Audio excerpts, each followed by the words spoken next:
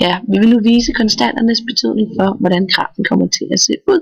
Så det vi starter med her på GeoGebra er at putte en skyder ind for A, B og C. Ja.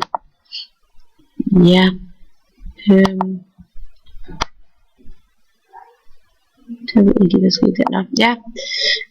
Og så vil vi skrive funktionen ind for en andengrads polynomial. Og så får vi nemlig en graf. En parabel. Som hedder det. Så det er jo så f af x er lige nu a gange x i anden plus b gange x plus c. Og så får vi så en graf her. Og det vi så gør nu, er at vi vil gerne have en tangent til at lægge ind på grafen. Så den vil vi så kalde t af x.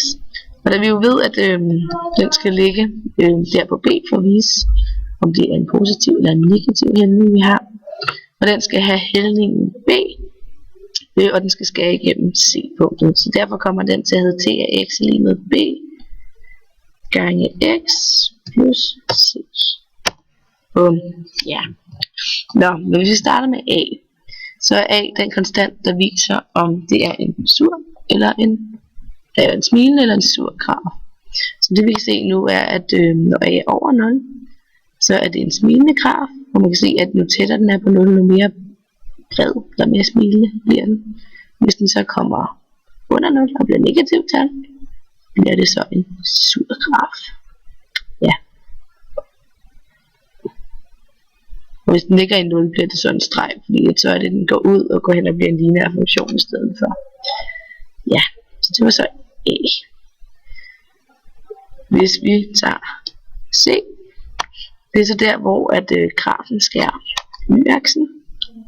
Så kan vi se, at nu skærer den ned i cirka minus 3.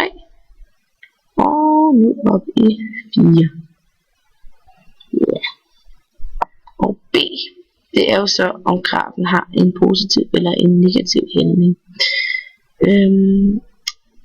Og det gør den ved, at der ligger en tangent, som skal gå igennem punktet 0c.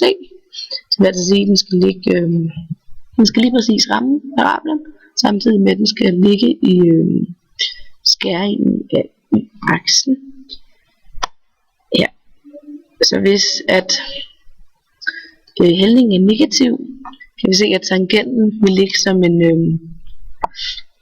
vil pege nedad på den her måde. Altså det vil, ja, altså på samme måde som når du læser en lineær regression, kan du se om hældningen så er positiv eller negativ. Nu er hældningen så positiv.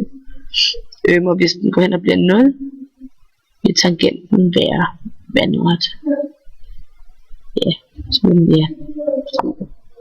så det var beviset for, hvordan konstanterne har en påvirkning for grafen.